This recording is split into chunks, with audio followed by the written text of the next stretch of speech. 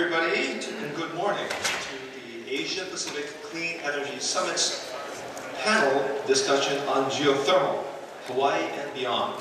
I'm Toyama, and I'll be your host. I'm from the Natural Energy Laboratory of Hawaii Authority. Love you guys back as well. Okay. We've got a very hot topic, pun intended.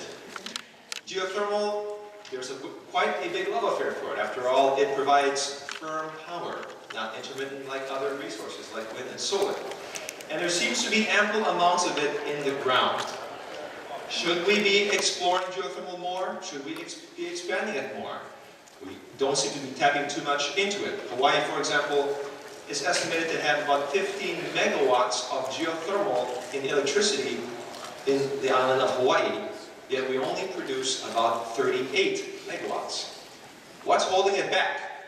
Are there environmental concerns we should be concerned about, and cultural ones as well?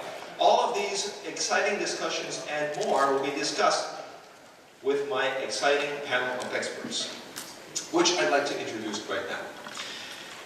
To my right is John Lorenz. He is a South African, but is very fluent in doing the haka because he grew up in New Zealand. 35 years experience in geothermal and power at AECOM. He'll be talking about some of the developments that he has been doing in both New Zealand and in Indonesia. Next to John is Andy Sabin. Andy heads the Geothermal Office of the Department of the Navy. Originally from Maryland, he has been in that position for 5 years. Moving more into the local scene is Richard Ha. Richard Ha is quite famous here in Hawaii. Everybody knows him as probably the most famous tomato and cucumber farmer in the state. Normally, Richard is not wearing... Wait a minute, is Richard wearing shoes? This is a very special day, ladies and gentlemen. Richard Ha is wearing shoes. He is normally in the Rubba Slippa gang, wearing oftentimes shorts and t-shirts. He traveled to Iceland, where they had an ample amount of their electricity produced with geothermal, walking around in the snow with his rubber slippers on. But he is also the co-chair of the Geothermal Working Group for the state of Hawaii. And he'll be giving an update on the report that was produced at the beginning of this year. And many people are also wondering, what is the state of Hawaii's role in geothermal? Lots of royalties from the geothermal development goes to the Department of Land and Natural Resources. What is that money being used for? People want to know about. That's why we have today Cardi Chang from the Department of Land and Natural Resources, the chief engineer, who is involved directly with all of the geothermal permitting process. Next to Cardi is Dr. Hyun-Ki Yoon, over from Korea. He is from the Korea Institute of Energy Resource. Geothermal can be worldwide, but not every place in the world has the convective fluids for geothermal. There is one solution, and that's been a very popular topic, and that is what is called enhanced geothermal systems. Being able to take just dry, hot rock and converting that into electricity is a very popular topic of discussion, and Dr. Yoon has been doing a pilot project in Korea based on that as well. And finally, to cover the environmental concerns we all have about geothermal development, I've invited Robert Harris, who is the director of the Hawaii chapter of the Sierra Club, to finish up with some of those concerns. Okay, so without further ado, I'm asking my very first speaker here to not do the haka, but instead give a presentation. John Lorenz, please, a warm welcome for John Lorenz.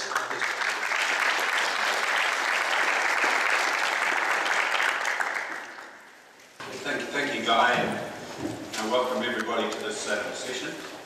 I thought I'd start just by putting geothermal development in some sort of historical context.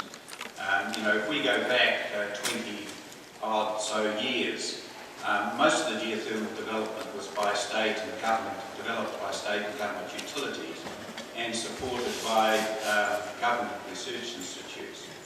And the funding was by the government and the risk was borne by the government. And generally those projects were engineer-led. Environmental and community interests were very secondary. And to some extent, geothermal's brand, if you like, as a renewable energy, as a source of energy, has suffered sometimes in the past. But that's certainly not the case now. Things have changed and there's been a lot more investment in geothermal. The technology and the performance of the plants has improved markedly. And today, a modern geothermal development can meet all the highest environmental and sustainable development objectives. And of course, today it's recognised as one of the leading renewable energies and provides us a path to a low carbon future. So just stepping through the presentation. First of all, I've got a slide. I've got a slide here just to show where the development of geothermal is internationally at the moment. Very quickly, there has been a rapid growth and interest in geothermal, and if you look down the last column, that's the capacity increases that we're going to see between the year 2010 and 2015, headed by Indonesia, USA, New Zealand and the Philippines. The countries highlighted in red are the countries that AECOM is actively involved in working at the moment. So moving on. First of all, just let's look at geothermal, and there's a lot of commentary about it, and people do understand the characteristics and advantages of geothermal. It's based on established technology with enhancements, of course, but that takes a lot of risk out of the power projects. The average cost of geothermal is significantly lower than most other clean energy sources. That's a broad statement, but it's true. The cost of geothermal, the biggest cost revolves around the quality of the resource. There are other issues, but that is the main issue.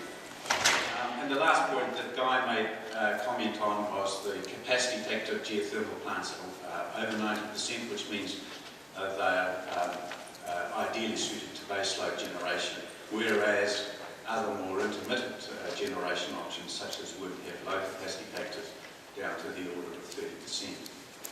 And of course, it's renewable and relatively environmentally benign. I won't talk too much about risk, but it is a preoccupation now because of the involvement of project finance.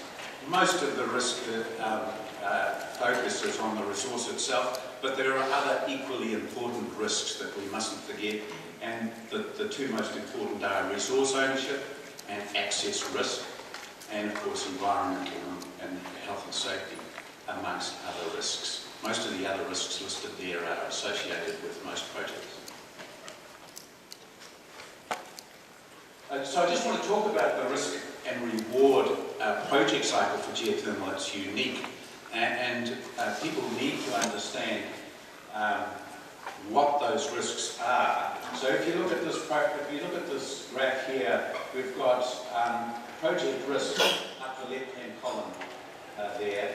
We've got the development cycle along the bottom, from resource development or resource scientific survey right through to O&M. And on the right-hand side, we've got the cumulative cost. So you can see the risk profile for geothermal is very high initially, comes down, and then eventually the risk is very low, and of course the cost goes up. So just explaining that, in the very early phases of development, the cost of delineating a geothermal field is quite low. You just do work on the surface manifestations. But as soon as you establish that there is a likely resource, you have to go into drilling and you have to start spending a lot of money. There's a steep curve here. And there is a zone here, this red zone, that we call the valley of death. I mean, you're drilling in the hope that you're going to hit a resource, a viable resource. And you're generally using your own finance or equity finance.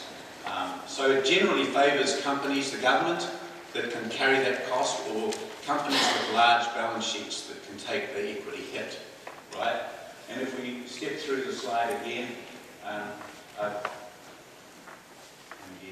so you can see that you get this steep incline in terms of cost. It's about putting equity in, and then once you've established the feasibility of the project, you're in a position with the bankable feasibility study to raise debt on the open market, which makes it much easier for you. What tends to happen if you look at geothermal development worldwide, because of this large risk, if the private sector is involved, they usually look to have a portfolio of geothermal developments. So if one geothermal development falls down, or a resource falls down, they've at least got one or two other geothermal resources that will have a likelihood of success. And that's certainly borne out in our experience. We're seeing larger utilities and larger developers involved in this field. Some of them come out of the oil and gas industry because they understand this risk-reward equation. And along the bottom, just along here, I've summarised the development model. Most geothermal, where there is success in geothermal, there's been strong public leadership and support, especially in the early phase. And then as you go into the second phase, where finance is raised, you have a secure resource. You've got a mixture between public involvement, wholly public involvement, and sometimes wholly private involvement, and sometimes a mixture of the two. In the New Zealand market, 77% of power generation is by renewables, which is very high, and the objective is to achieve 90% by 2025. 13% of that generation capacity is geothermal, and geothermal is currently the least cost generation option. So the only thing that's stopping the further development of geothermal in New Zealand is simply demand. But there's been a number of projects developed, and I'll go.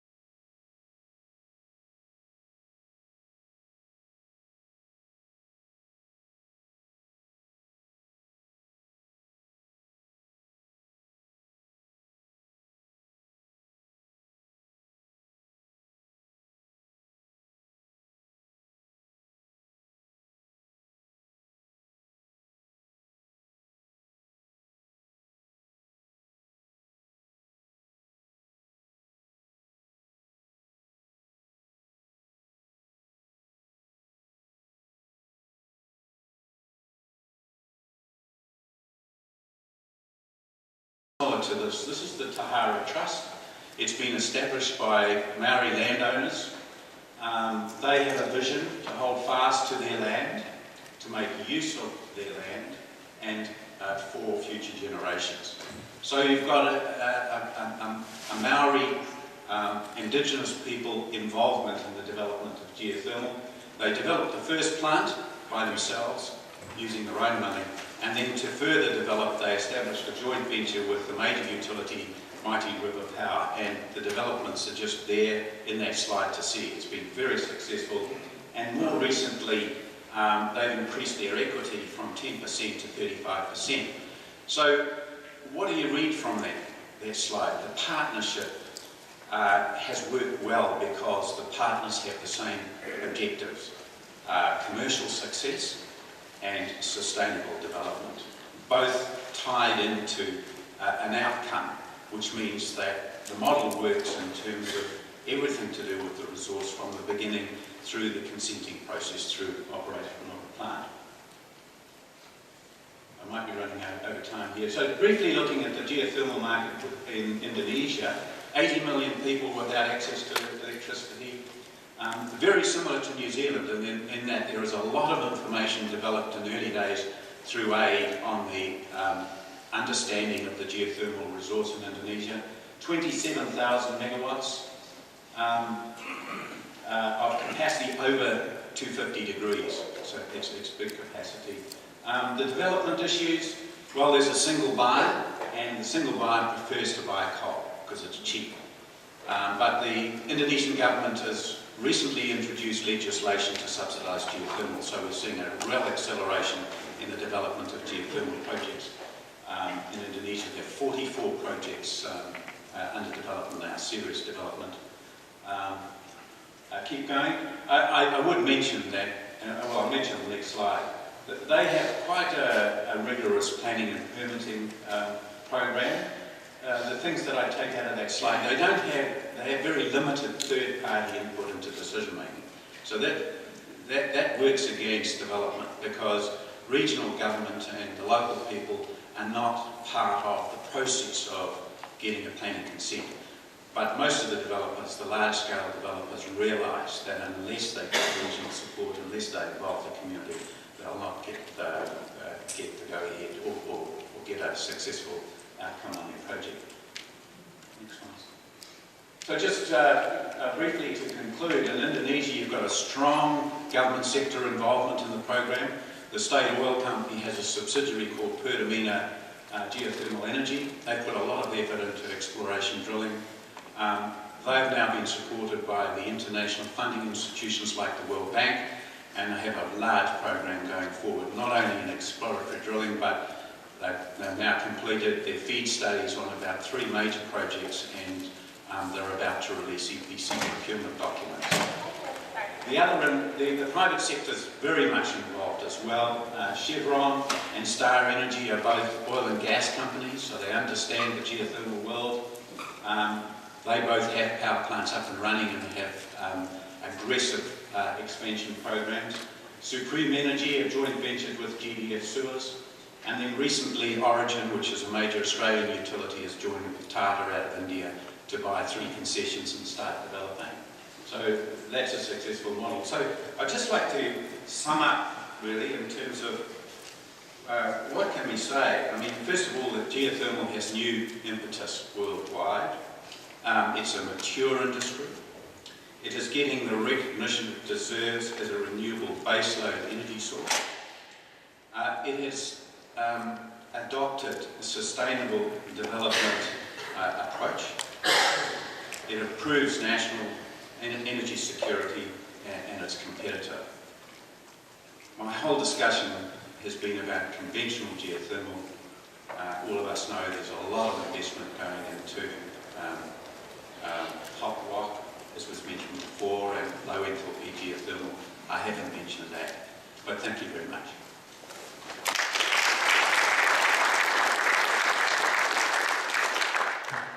Most of us had no clue the Department of the Navy was involved with geothermal development. I had no clue myself until I discovered Andy Sabin here, our next speaker, who will explain about the military's role in geothermal development. Warm applause for Thank you, Guy. And on behalf of my colleagues at the Geothermal Program Office, we appreciate the opportunity to participate in this forum.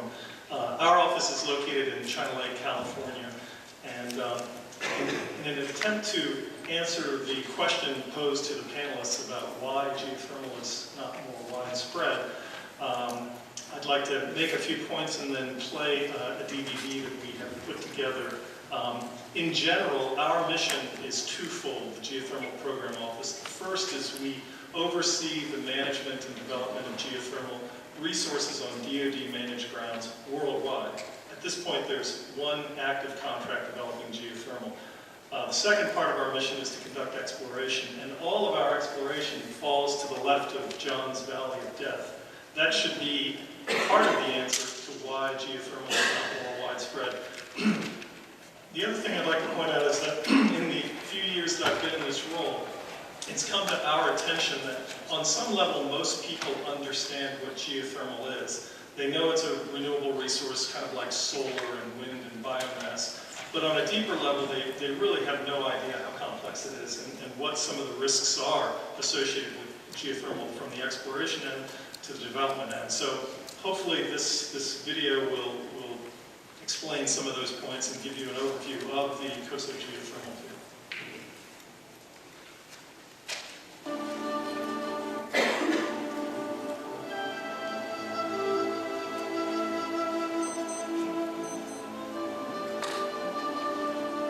The COSO mountain range, located at the Naval Air Weapons Station, China Lake, is one of the hottest places in the world.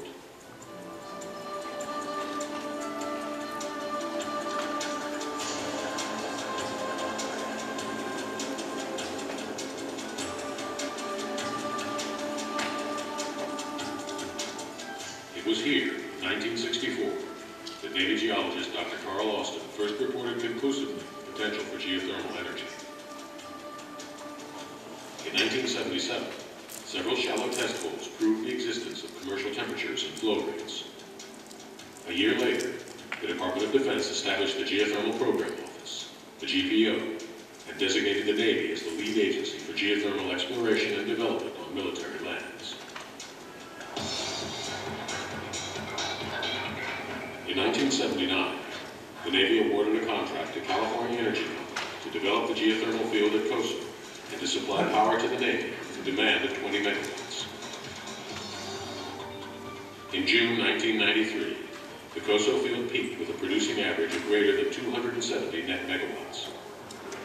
Currently, field-wide production totals over 40,000 gigawatt hours of delivered power, and plant online availability is above 98%.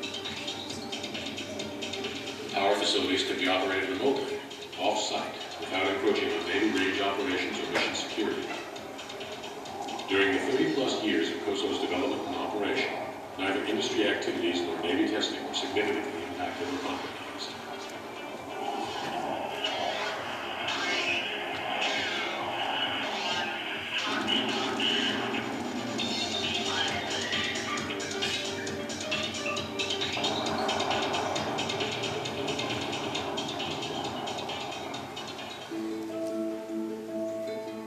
GPO is also conducting geothermal investigations at Naval Air Station Fallon, Nevada, 60 miles east of Reno, within the physiographic province called the Carson Sink. GPO exploration efforts at Fallon included drilling 3 gradient holes and 1 deep test hole. To prove the viability of the resource and minimize the risk for future investors, the Navy successfully flow tested FOH-3, the deep test hole. This resulted in awarding a long-term contract to Format Nevada, LLC in 2005 to construct a 15 to 30 megawatt production facility. Both the China Lake and Fallon contracts were made possible by the Military Construction Authorization Act of 1979. This and further legislation authorized DoD to explore, develop, and market renewable energy resources.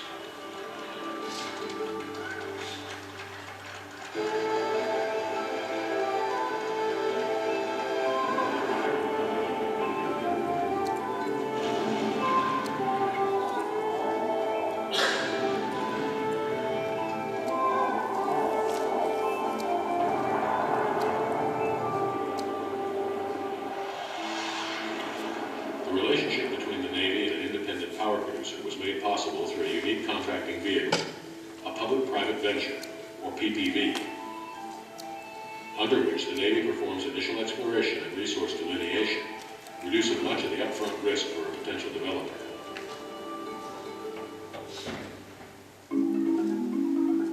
Within the 32 million acres of land managed by DoD, GPO's most recent exploration has taken place at 5 facilities in California and Nevada. At the Superstition Mountain prospect of Naval Air Facility El Centro, 3 deep geothermal test holes were drilled, revealing a moderate temperature of 255 degrees Fahrenheit at about 2,800 feet.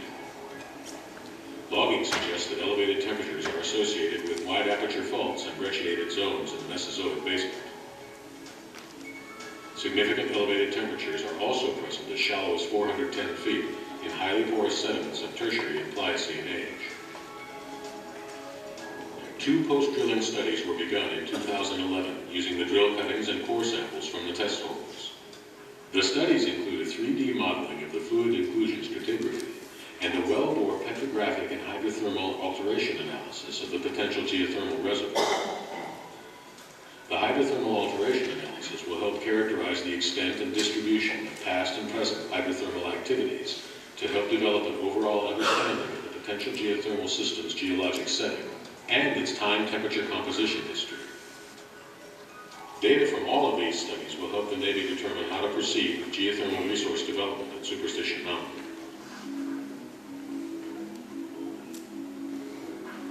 Exploration was also started in September 2011 at a second NAF El Centro site, the Superstition Hills prospect, with both a 2-meter probe temperature survey and a LiDAR-based neotectonic structural analysis. The results of these studies will determine the existence of any shallow temperature anomalies, as well as young geologic structures. Integration of these data will be used to assist in identifying potential temperature gradient drilling targets.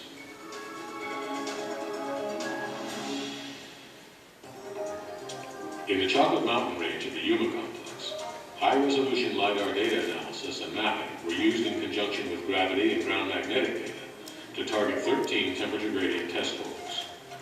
These 500-foot boreholes revealed significant shallow heat flow in the northwestern region of the range. A detailed self-potential geophysical survey was focused in this region during the fall of 2010 to further define potential structural controls on the shallow heat flow. 2 anomalies were identified, generally coinciding with areas of higher temperature. A 3,000-foot deep well testing one of these anomalies will be completed by the end of 2011. Exploration was started in September 2011 at a second site in the Chocolate Mountain Range, the Glamis prospect. A 2-meter probe temperature survey and an airborne gravity gradiometry survey were conducted. The results of these studies will define the existence of any shallow temperature anomalies, as well as map varied geological structures. Integration of these data will be used to assist in identifying potential temperature gradient drilling targets. At NAS Fallon, with support from SEI Group and the University of Nevada's Great Basin Center for Geothermal Energy, GPO is conducting geophysical, geological, and remote sensing exploration in the Carson Sink and Dixie Valley. High-resolution LiDAR and hyperspectral imagery were acquired and interpreted during 2011. As of October 2011, 24 shallow temperature gradient holes, funded by Recovery Act money, were drilled to 500 feet. The analysis of the exploration and shallow drilling will identify a number of intermediate to deep drilling targets and achieve a greater understanding of where geothermal systems may occur on NAS Fallon managed lands.